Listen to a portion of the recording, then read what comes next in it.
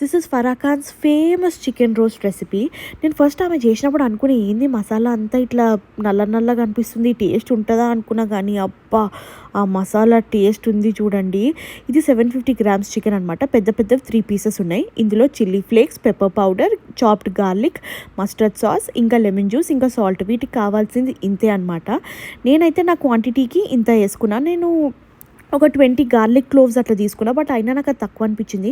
Garlic ఇంకొంచెం ఎక్కువ ఉంటే మంచిగా ఉంటుండేనేమో ఇంకా అని చెప్పి అనిపించింది. ఎందుకంటే ఇప్పటికే టేస్ట్ సూపర్ ఉండే, బట్ గార్లిక్ ఫ్లేవర్ ఇంకా ఉంటే ఇంకా టేస్ట్ బాగుంటుండేనేమో అనిపించింది నాకు. సో ఇవన్నీ వేసి మంచిగా కలిపి అయితే పెట్టేసుకోవాలి. ఉప్పు మర్చిపోకండి, ఉప్పు లేకపోతే టేస్ట్ ఏది ఉండదు. ఇది ఒక 1 అవర్ మ్యారినేట్ చేసి పెట్టుకున్న తర్వాత ఒక ప్యాన్లో కొంచెమే ఆయిల్ పోసి వీటిని మంచిగా ఇట్లా పరుచుకోండి అనమాట. ఏదైతే మసాలా మిగిలిపోయింది కదా, ఇది పాడేకండి, టేస్ట్ మొత్తం ఇళ్ళనే ఉంది.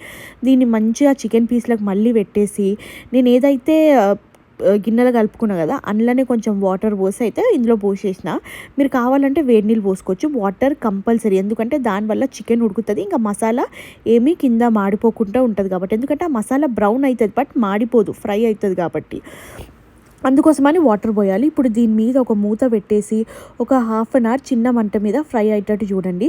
వాటర్ అంతా ఇంకిపోయి మసాలా మంచిగా ఫ్రై అవుతుంటుంది అనమాట. మీరు కావాలంటే ఇట్లనే బంద్ చేసుకోవచ్చు, బట్ నాకేంటంటే ఆమె రెసిపీ ఎలా ఉండే అలానే కావాలని చెప్పి ఇది మొత్తం మంచిగా ఫ్రై అయ్యేదాకా పెట్టిన. ఆ కింద మసాలా టేస్ట్ ఉండే అండి, అన్నంలో కలుపుకొని తింటే క్రేజీ ఉండే.